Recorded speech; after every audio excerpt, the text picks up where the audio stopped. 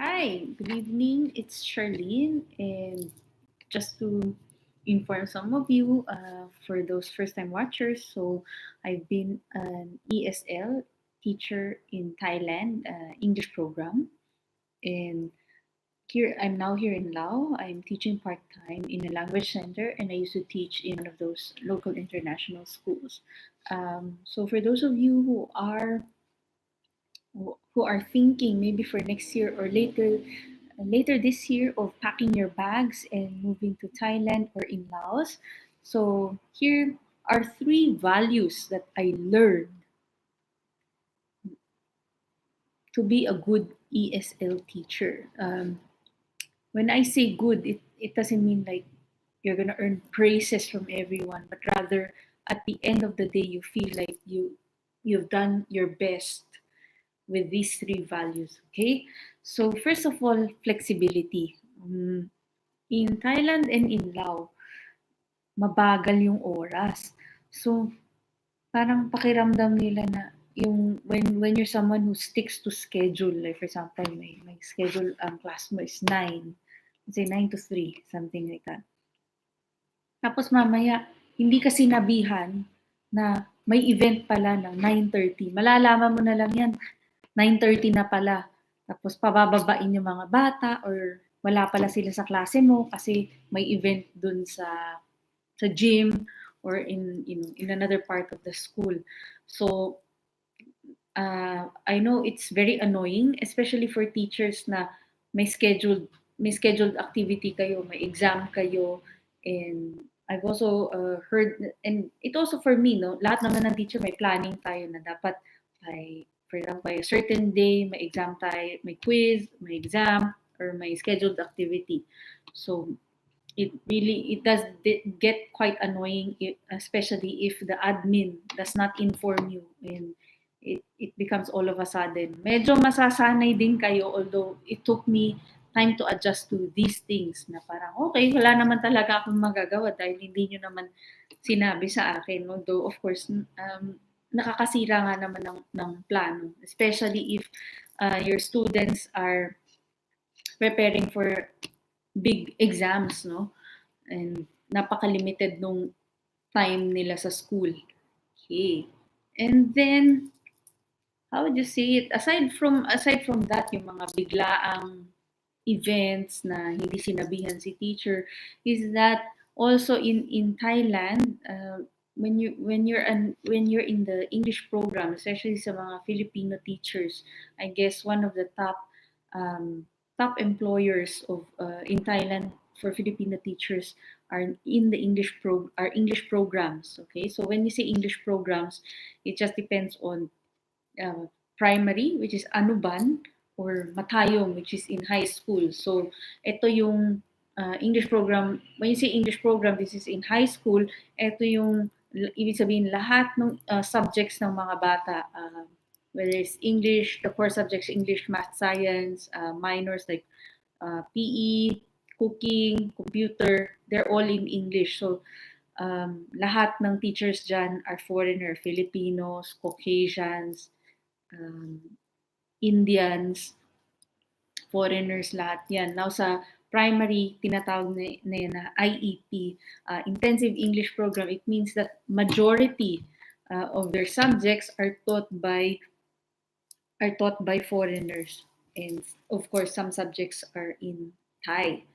And that said, yung flexibility na yan will also extend to the number of subjects you will be teaching. Like for example, I was hired as an English teacher for the English program in a public school. So yung flexibility ko is because it's a small program, I teach from 7th grade up to year 12. So iba-iba yan.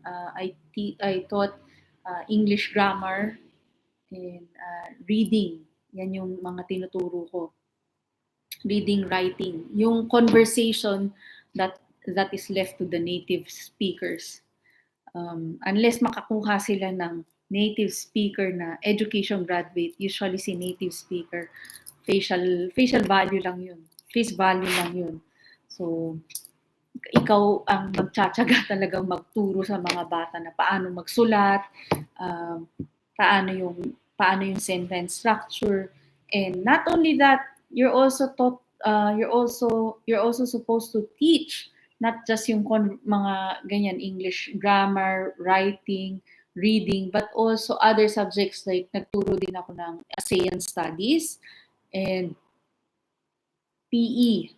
So doon nakikita yung that makes the Filipino teachers all the more valued kasi valued kasi kaya natin magturo ng ibang subject.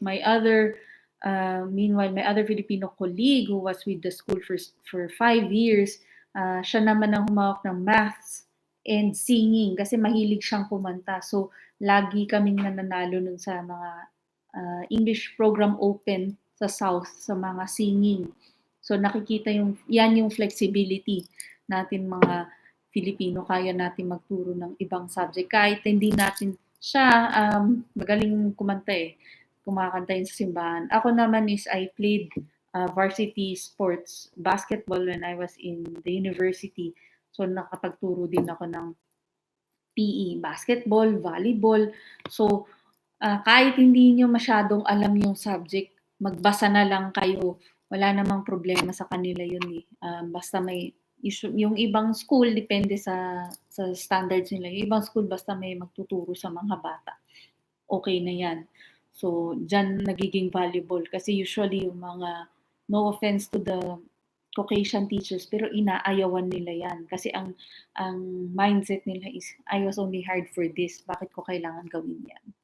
So yeah, that's yung flexibility ng range of subjects sa kaya natin ituro, not just for a particular grade level, but yun nga, as I told, it's from grade 7 to 12, tapos even the other subjects, yung ASEAN studies ko for grade 8 and grade 12, so that also, and then PE for grade 8 and grade 12 din, and aside from that, magte-train ka pa for the English program open.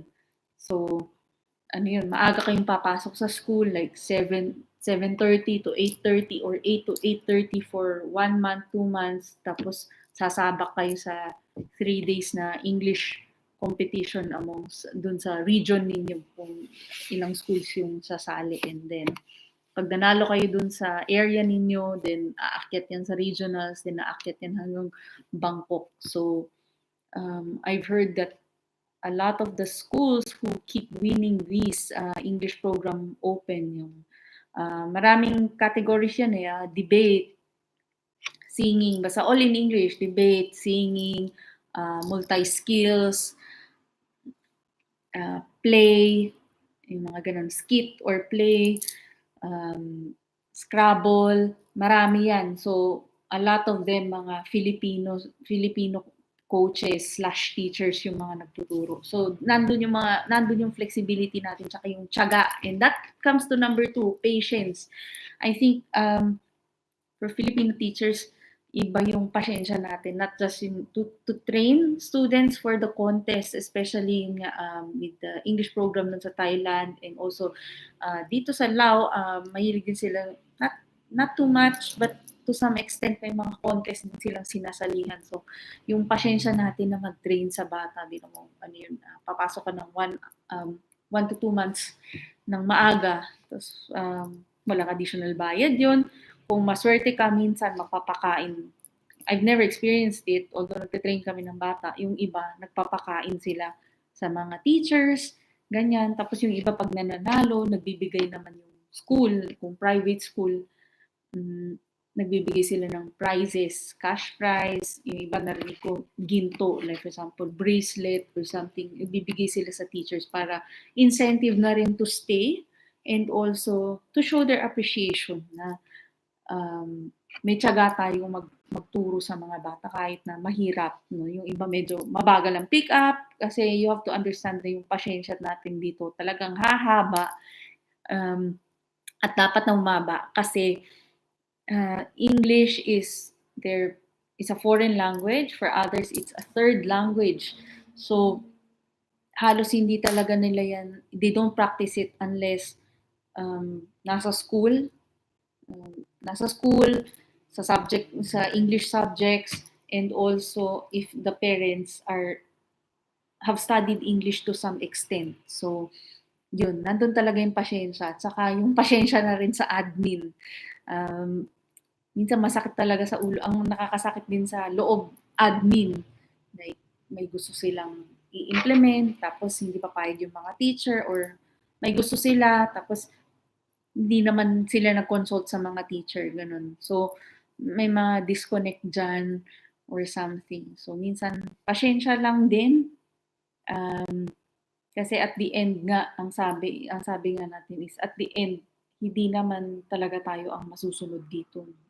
Um, Yun. So, and following that, the last one is open-hearted. Being open-hearted. So, hindi naman lahat ng estudyante natin magiging magaling. Because it also depends like how they value education, or where they want to go after high school, after primary school, or after that year level. A lot of the kids sa English program, or even here in Lao, yung mga local international schools, ay may kaya sa buhay. So, yung iba, isip nila mayaman naman yung parents ko, they will give me money at my disposal to do a business kahit na wala naman akong alam. So, pag nakakita kayo ng estudyante na may potential, or somebody who wants to follow their dream, like for example, I have few students who will say, "Teacher, I want to study abroad because yan, I want to live somewhere else, I want to work somewhere else," ganyan. Encourage nyo sila mag-aral na, oh, you really need this subject, you really need your English skills para at least pagdating mo doon, di ba, prepared ka, hindi ka nakatanga, ganun. And then you also have to, and for me, that's what really kept me going sa mga estudyante ko na, I really encourage them to read outside of my subject, and yung to know what is happening around the world. I think magandang ano din yun. Kasi a lot of them, parang, they know the comfort of their lives, pero hindi nila alam na, okay, aside from this world, meron ka palang iba. So try to open up their hearts and their minds about about the world, di ba? Na meron pang iba dyan. Like for example, I've been very fortunate to have studied abroad for my postgraduate degree. So I openly share it with them para ma-encourage yung ibang bata na, ay, kasi ito lang yung isip nila, ito lang yung alam nila. So you try to open that up. And syempre, conversely, may mga tao rin na parang mga wala ring pangarap sa buhay, di ba? Kasi kung wala kang dreams, or yun nga, iisipin mo na, ay, my parents are rich, so, I'll just stay here and, open a business, things like that. Or I don't need education kasi mayaman naman kami, we're well connected. So, sometimes you can also challenge the way they think. Pero yun nga, di ba? Kung wala kang pangarap sa buhay, wala kang drive sa buhay, para kanino ka pa? Or, di ba? Para kanino? Para saan ka pa bumabangon? Di ba? Wala. Parang hindi ka nga motivated para sa sarili mo na mag-improve eh. Paano pa yung ibang tao? So, yeah. So, those three things. And for me, it's just really very encouraging. Kahit na ngayon, I do part-time teaching.